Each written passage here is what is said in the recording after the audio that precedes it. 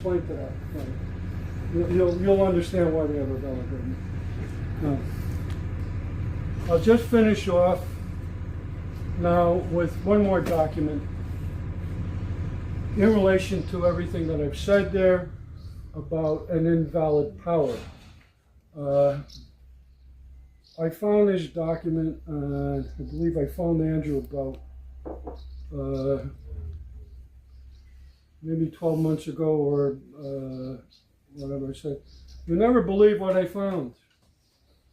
I found a document written in the 30th of August, it's written in Irish, Lunacy, 1941. And what this says is basically, we've been doing things and we haven't been caught out. But if someone should present this evidence in court, we're in trouble, right? Okay, so here's what, this is written between Philip O'Donoghue in the Attorney General's office and somebody in the, I believe, the Taoiseach's office.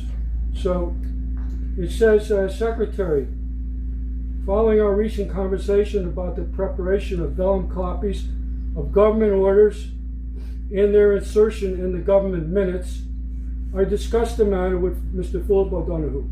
Mr. O'Donoghue agrees that the document at present inserted in the minutes is not the order made by the government, but a copy thereof.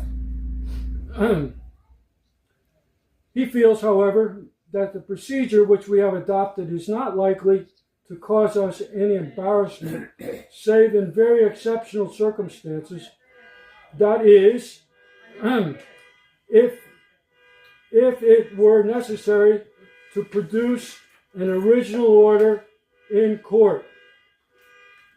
That this could happen is possible, but having regard to the terms of the Documentary Evidence Act, which provides that copies of orders printed by the stationery office or copies certified by the Secretary to the government or other authorized officer are prima facie evidence, it would be extremely difficult to insist on the production of an original order in court. Bear this in mind when I said, yeah.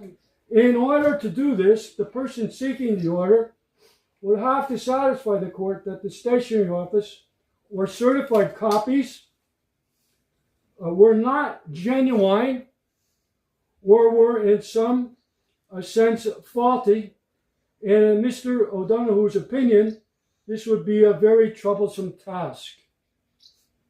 Since speaking to Mr. O'Donoghue, I have given the matter further consideration, and I feel that this is a matter about which we cannot afford to take any risks.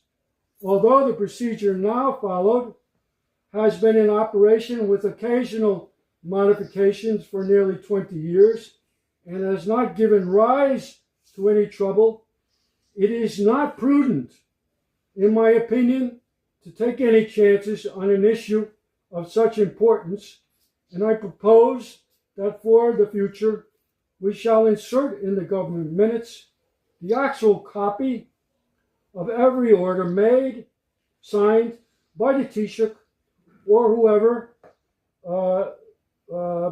presides something at the government meeting at which such order is made. There's only one other paragraph there. I'm not going to read it. It's not that important. So again, here now, in relation to that, you see here, this was what was produced in the Supreme Court to me in May, I believe the 7th of May, 2019, saying that, oh, Mr. Clohessy, no, they produced it on the 5th of May. Mr. Clohessy, this is from the book entitled Statutory Rules, Orders, and Regulations, 1922-1938. And so they handed me this book. Oh, be very careful, Mr. Clohessy, don't damage it, blah, blah, right? Okay, so they said, look, if you see here, there's an extract here. This is in the book. And I said, well, this is not an original. Show me the original. Because what's in the National Archives is a draft. And it's not even filled in. And the historian says they don't have the original. So this is what they're using. In other words, as an excuse, as a cover-up. Okay? So,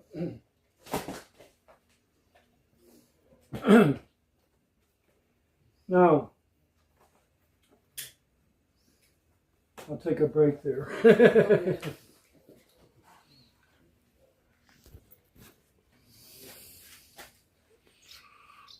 Okay, so this lady asked a question in relation to would everything basically be invalid from 1924. No, not everything is invalid. A lot of acts that were made under the Irish Free State are valid, but there are a lot that are not valid. But since 1963 onwards, all bills, all voting, everything is invalid because the Electoral Act is invalid because it was only brought into force by a statutory instrument signed by a minister. Minister has no power because the Ministers and Secretaries Act is invalid. Okay, that affects treaties. It affects everything that happened during the COVID. It affects the vulture funds, everything. So, what's important is going back to this lady's question is that in 1936, on the 11th of December, 1936.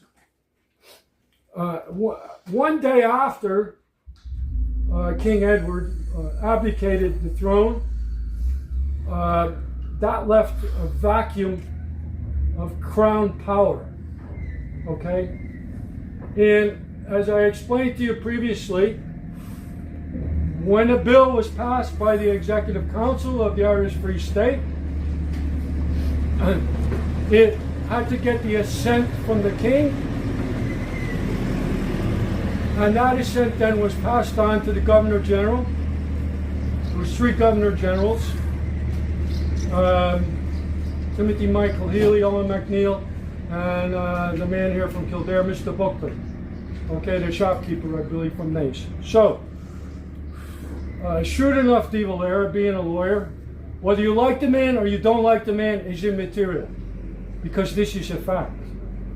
He did this country a great service on the 11th of December 1936.